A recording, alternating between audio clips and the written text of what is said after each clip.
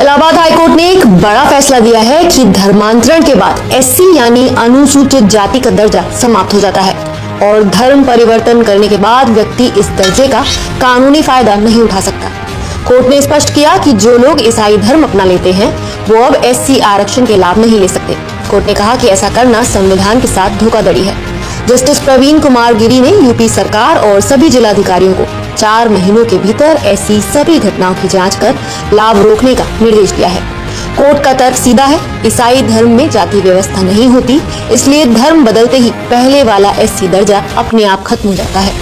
आइए आपको पूरा मामला बताएं। समस्त नमस्कार प्रिय भाई एवं भनी माने आपण माने हुए तो थंबनेल देखी आपण एमती भाबुथिबे जे एमती ख्रीष्टियन मान निमंते एमती माने कौन आसिक पहुँचला जे यहीटा हूँ एक बहुत बड़ दुखर खबर हो गला बा मु आपन को सरल भाषा बुझाई चेष्टा करुचे।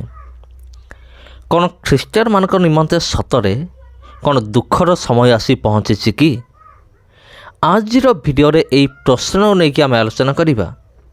प्रकृत में ख्रीष्टियन जीवन में माने जने जी ख्रीष्टियन जे प्रभु जीशु ख्रीष्ट को जी अनुसरण करे कौन ता लाइफ रे ता जीवन रे दुख आसी पहुँची गला कि इलाहाबाद हाईकोर्ट ने एक बड़ा फैसला दिया है कि धर्मांतरण के बाद एससी यानी अनुसूचित जाति का दर्जा समाप्त हो जाता है और धर्म परिवर्तन करने के बाद व्यक्ति इस दर्जे का कानूनी फायदा नहीं उठा सकता। कोर्ट ने स्पष्ट किया कि जो लोग ईसाई धर्म अपना लेते हैं वो अब एससी आरक्षण के लाभ नहीं ले सकते। कोर्ट ने कहा कि ऐसा करना संविधान के साथ धोखाधड़ी है। जस्टिस प्रवीण कुमार गिरी ने यूपी सरकार और सभी जिलाधिकारियों को 4 महीनों के भीतर ऐसी सभी घटनाओं की जांच कर लाभ रोकने का निर्देश दिया है। कोर्ट का तर्क सीधा है, ईसाई धर्म में जाति व्यवस्था नहीं होती, इसलिए धर्म बदलते ही पहले वाला एससी दर्जा अपने आप खत्म हो जाता है। आइए आपको पूरा मामला बताते हैं। ये फैसला उस केस की सुनवाई के दौरान आया जिसमें जितेंद्र साहनी ने अपने खिलाफ दर्ज चार्जशीट जिसमें आईपीसी की धारा 153A जिसमें सांप्रदायिक वैमनस्य फैलाना शामिल है और धारा 295A जिसके तहत किसी भी वर्ग के धर्म या धार्मिक विश्वासों का जानबूझकर और दुर्भावनापूर्ण तरीके से अपमान करना एक दंडनीय अपराध है को चुनौती दी थी। पुलिस जांच में पता चला कि साहनी मूल रूप से केवट यानी एससी समुदाय के हैं लेकिन अब ईसाई पादरी के तौर पर काम कर रहे हैं। गांव वालों के बयान में ये भी सामने आया कि वो लोगों को इकट्ठा कर हिंदू देवी देवताओं का मजाक उड़ाते थे, जैसे किसी के 8 हाथ, कोई सूंड वाला, कोई चूहे की सवारी करता है, ऐसा कहते थे। आरोप ये भी था कि वो लोगों को लालच देते थे कि ईसाई बनोगे तो नौकरी, बिजनेस और मिशनरी से पैसे मिलेंगे। सबसे हैरान करने वाली बात, कोर्ट में उन्होंने अपने हलफनामे में खुद को हिंदू बताया। कोर्ट ने इसे जालसाजी माना और महाराजगंज के डीएम को 3 महीने में उनकी धार्मिक स्थिति की जाँच करने का निर्देश दिया ताकि सब सामने आ सके। हाईकोर्ट ने 1950 के संविधान अनुसूचित जाति आदेश का हवाला दिया जिसमें साफ लिखा है कि एससी दर्जा सिर्फ हिंदू, सिख और बौद्ध समुदायों के लिए है। सुप्रीम कोर्ट के सी सेल्वरामानी 2024 के फैसले का संदर्भ देते हुए कोर्ट ने दोहराया कि ईसाई धर्म अपनाते ही जाति का आधार खत्म हो जाता है, इसलिए आरक्षण लेना पूरी तरह से असंवैधानिक है। आंध्र प्रदेश हाईकोर्ट के 2025 के अक्कला रामी रेड्डी केस का भी जिक्र हुआ जहां एक ईसाई पादरी को SC/ST एक्ट की सुरक्षा नहीं दी गई थी। कोर्ट ने केंद्र के कैबिनेट सेक्रेटरी, यूपी के चीफ सेक्रेटरी और माइनॉरिटी वेलफेयर विभाग को निर्देश दिए कि ये सुनिश्चित किया जाए कि धर्मांतरण के बाद कोई भी व्यक्ति एससी लाभ न ले सके। सभी डीएम को अपनी अपनी रिपोर्ट भेजनी होगी।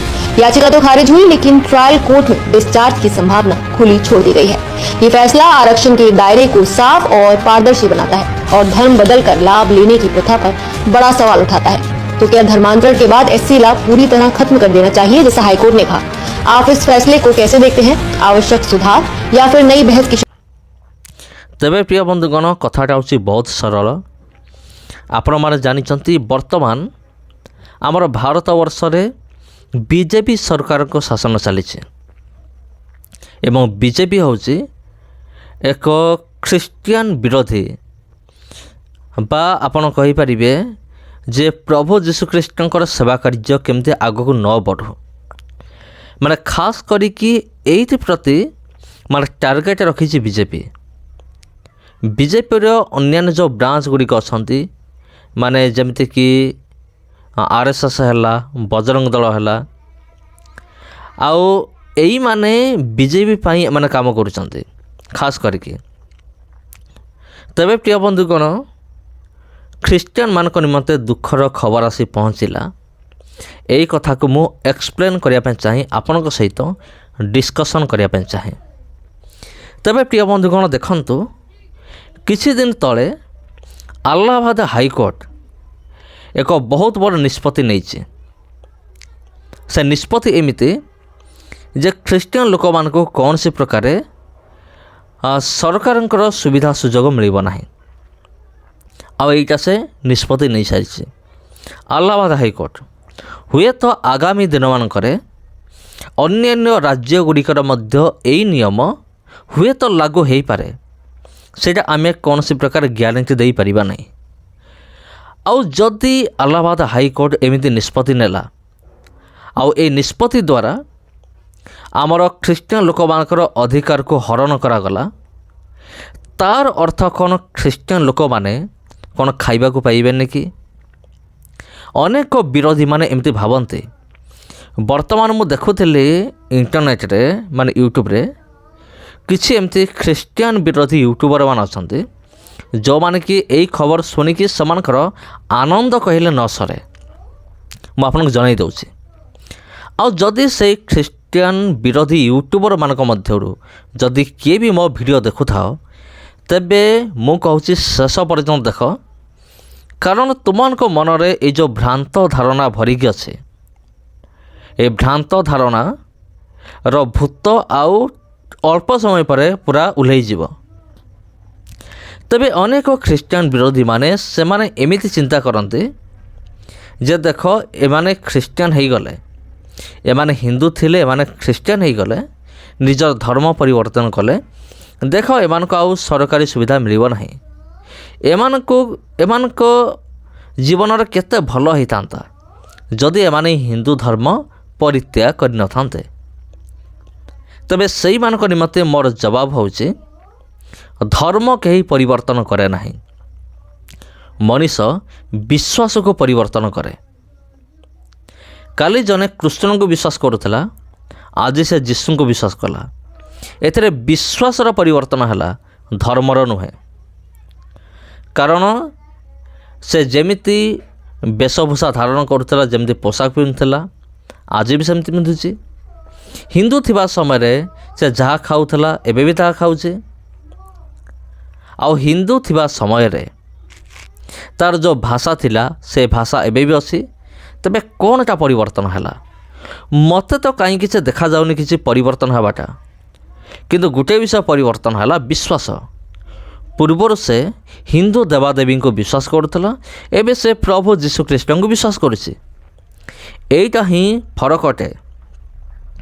ଆଉ ଧର୍ମ ପରିବର୍ତ୍ତନ ହୋଇଗଲା, ଧର୍ମ ବଦଳିଗଲା, ଅନେକ ବିରୋଧୀମାନେ କହନ୍ତି। ତାପରେ ଏଇ ଯେଉଁ ଖବର ଆସି ପହଞ୍ଚିଛି, ଯେଉଁମାନେ ଧର୍ମ ପରିବର୍ତ୍ତନ କରିବେ ବା ଯଦି କୌଣସି SC ST ଏଇ OBC କ୍ୟାଟେଗୋରୀର କୌଣସି ବ୍ୟକ୍ତି ଯଦି ସେମାନେ ହିନ୍ଦୁରୁ ଯଦି ଖ୍ରୀଷ୍ଟିଆନ ହେଉଛନ୍ତି, ସେମାନଙ୍କୁ ସରକାରୀ ସୁବିଧାରୁ ବଞ୍ଚିତ କରାଯିବ। କିନ୍ତୁ ବିରୋଧୀମାନେ ଭାବୁଛନ୍ତି ସରକାର ଆମକୁ ସୁବିଧା ଦେବେନି, ତା ଅର୍ଥ ଆମେ ଖାଇବାକୁ ପାଇବୁ ନାହିଁ, ଆମେ ଭୋକରେ ମରିଯିବୁ, ଆମେ ହଇରାଣ ହେଇଯିବୁ, ଆଉ ଆମେ କୁଆଡ଼େ ପସ୍ତେଇବୁ ଯେ ଆମେ ହିନ୍ଦୁ ଧର୍ମ ଛାଡ଼ିଲୁ କାହିଁକି। ଏମିତି ମୂର୍ଖମାନେ ଅଛନ୍ତି, କିଛି ମୂର୍ଖମାନେ ସେମିତି ଭାବନ୍ତି ଯେ ଏମାନେ ଖ୍ରୀଷ୍ଟିଆନ ହେଇଗଲେ ଏମାନେ ପସ୍ତେଇ ହୁଅନ୍ତୁ। ସେମାନେ ଏଇଟା ଇଚ୍ଛା କରନ୍ତି, ସେମାନେ ଭାବନ୍ତି ଯେ ଏବେ ସେମାନେ ପସ୍ତେଇ ହୁଅନ୍ତୁ, ବା ସେମାନେ ଭାବୁଥିବେ ଯେ ଏମାନେ ପସ୍ତେଇ ହେଉଛନ୍ତି ଖ୍ରୀଷ୍ଟିଆନ ହେଇକି। ତେବେ ପ୍ରିୟ ବନ୍ଧୁଗଣ, ଆଉ ମୁଁ ସେମାନଙ୍କୁ ଗୋଟେ ଉତ୍ତର ମୁଁ ଦେବା ପାଇଁ ଚାହେଁ, ଆମେ ଏମାନେ ବିଶ୍ୱାସ ପରିବର୍ତ୍ତନ କରିଛୁ, ଧର୍ମ ନୁହେଁ। ଆଉ ଦ୍ୱିତୀୟ ବିଷୟ ହେଉଛି, ଆମେ ପ୍ରଭୁ ଯୀଶୁଖ୍ରୀଷ୍ଟଙ୍କୁ ବିଶ୍ୱାସ କରିଛୁ ବୋଲି ଆମେ ଅସୁବିଧାରେ ରହିବୁ ବା ଆମର ଅସୁବିଧା ହେଇଯିବ, ଏଇଟା ପୁରା ମନରୁ ବାହାର କରିଦିଅ। ଆମର କିଛି ବି ଅସୁବିଧା ହେବାର ନାହିଁ। ଯଦି ସରକାର ଆମକୁ କୌଣସି ବି ସୁବିଧା ନ ଦେଲା, ତେବେ ବି ଆମେ ଯୀଶୁଙ୍କୁ ଆମେ ଛାଡ଼ିବୁ ନାହିଁ। ଯଦି ସବୁ ଅଧିକାର ବି ଯଦି ଆମଠୁ ହରଣ କରି ନିଆଯାଏ, ତେବେ ବି ଆମେ ଯୀଶୁଙ୍କୁ ଛାଡ଼ିବୁ ନାହିଁ। ଆଉ ଏଇଟା ହେଉଛି ଆମମାନଙ୍କର ଶପଥ, ଆମମାନଙ୍କର ପ୍ରତିଜ୍ଞା। ତେବେ ପ୍ରିୟ ବନ୍ଧୁଗଣ, एमिति जो लोक मैंने अच्छा एमिति चिंताधारा बचिंट आउ सेमानक निमंते आपण कौन कहिबे आउ निश्चित भाव में कमेंट करिकी जनइबे कमेंट बॉक्स रे। समस्त नमस्कार प्रिय बंधुगण, जदि ए वीडियो आपको भल लगी था वीडियो को निश्चित भाव में शेयर करूँ आउ एमिति वीडियो देखिबा निमंते चैनल को सब्सक्राइब करिकी रखंतु। नमस्कार।